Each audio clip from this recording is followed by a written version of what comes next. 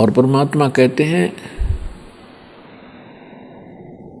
मैं रोवत हूँ सृष्टि को, सृष्टि रोवे मोहे, और गरीब दास इस योग को समझ नहीं सकता कोई।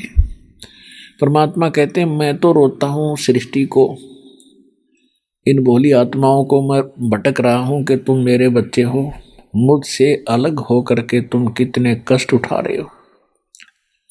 मैं परमात्मा हूँ, मैं आपको सुख दूंगा।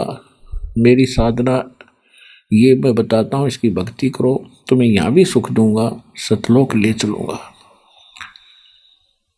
और आप मुझे खोद रहे हो, हे भगवान हमारे कष्ट निवारण करो, हे परमात्मा हमें सुख दो, हमारी ये समस्याएं दूर करो, और भटक रहे हो मेरे लिए और मेरे जैसी शक्ति मान रहे हो तुम इन देवी देवताओं में, इनसे आप अर्जी लगाते हो, ये कुछ नहीं कर सकते।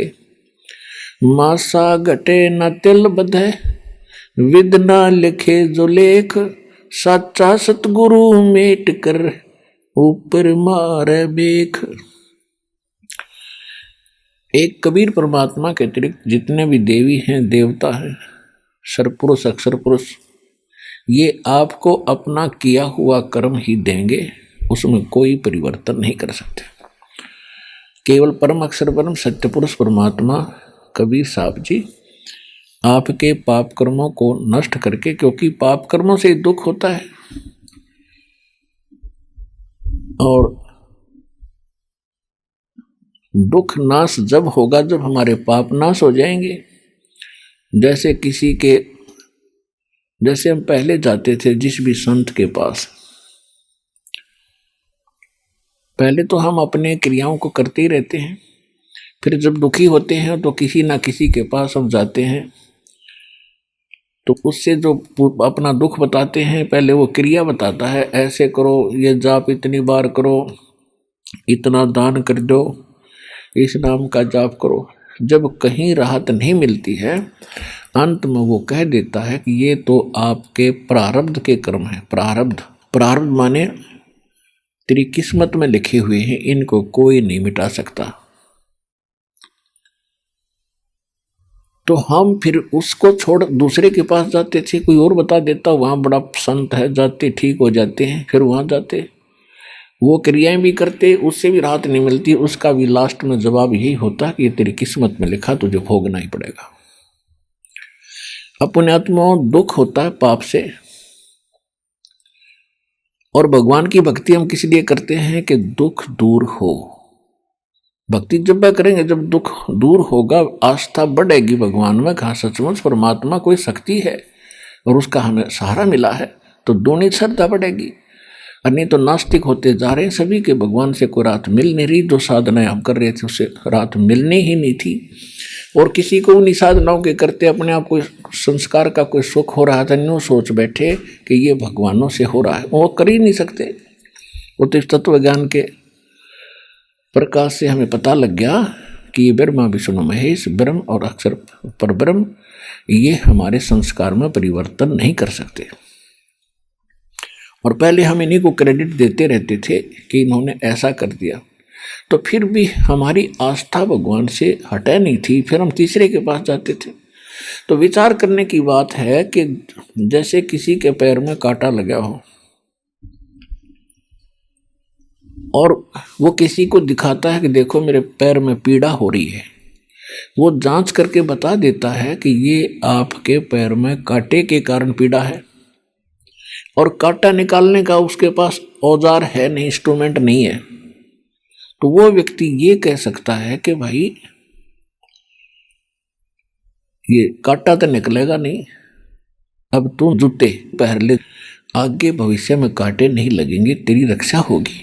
तो वो क्या कहते थे संत कि भाई देखो ये तो तेरे भाग में लिखा हुआ है, पाप ये तो तुम्हें भोगना ही पड़ेगा, लेकिन भक्ति करता रहे, आगे सुख होगा, तुझे आने वाले समय में कोई दुख नहीं होगा। कोई बात है यार, एक दुख तक खत्म नहीं हो रहा, आगे वाला क्या पता वो दुख ठीक हो जाएगा। तो कहने का भाव ये है कि जब तक पैर में कोई नूक है, कांटा निकला नहीं और जूते पहन ले, तो कांटा लगे पैर में जूता पहना नहीं जा सकता, कति सुहावे को नहीं, वो तो कांटा निकले और फिर सलाह दी जा भाई आगे जूते मत उतारिए, रास्ते में कांटे बहुत हैं। तो फिर वो इस डर से जूते कभी नहीं उतारेगा कि कहीं है भगवान ये कांटा फिर ना पैर में लग जा। तो आपको जो कष्ट हैं आपके लिए वरदान सिद्ध होंगे जो आपको यहाँ लेकर आ रहे हैं। कबीर साहब कहते हैं सुख के माथे पत्थर पड़ो और नाम हृदय तेजा और बलिहारी व दुख के जो पल पर नाम रटावे। हे परमात्मा इसे सुख का आग लगे जो भगवान ते दूर करे, इतना दुख दिए रखना दाता जिससे आपकी भूल ना पड़े। तो आपको जो दुख यहाँ लेकर आ रहा है तो ये आपके लिए वरदान होगा, क्योंकि यहाँ ये वो परमात्मा है जो आपके पैर के सारे कांटे काट देगा और आपको जूता ऐसा देगा कांटे लगेंगे ही नहीं, फिर ऐसा मंत्र जाप दिया जाएगा, ऐसी साधना दी जाएगी, भक्ति रूपी जूता आपको दिया जाएगा। और फिर समर्थ की शरण में समर्पित हो जाने के बाद जब हम 100% मालिक को कबीर साहब को भगवान मान के और इसकी भक्ति शुरू करेंगे, फिर देखना इसके रंग। कहते हैं हमारी आस्था ऐसी हो जानी चाहिए जैसे पति भरता लड़की की अपने पति के प्रति होती है। वो अपने पति के अतिरिक्त किसी भी पर पुरुष की तरफ कभी भी पति वाली श्रद्धा नहीं आने देती, तो पति भरता होती है। तो इसी प्रकार हम अपने कबीर भगवान के अतिरिक्त सपने में भी किसी अन्य इष्ट से कोई भी मनोकामना पूर्ण की इच्छा नहीं रखेंगे, तब हम पति भरता पद पर आगे। तो गरीबदास साहब जी कहते हैं अपनी वाणी में कि पति भरता जमी पर जो जो धर है पाओ, समर्थ झाड़ू देत है भाई ना कांटा लग जावे। कहते पति भरता जमी पर जो जो धर है पाओ, यानी अपने जीवन रूपी सफर में वो आत्मा जो भगवान पर समर्पित हो चुकी है कबीर साहब पर, अपने जीवन रूपी सफर में जितने कदम रखते हैं उससे पहले परमात्मा उस सफर में जीवन रूपी सफर के अंदर से झाड़ू मार के और वो रास्ता साफ कर देता है परमात्मा कि मेरी आत्मा को आने वाले समय में कोई दुख ना हो। आपके कदम रखने से पहले वो पहले साफ कर देगा। कहते हैं पति भरता जमीन पर जो जो दर है पाओ और समर्थ झाड़ू देते हैं, होय होय ना कांटा लग जाए।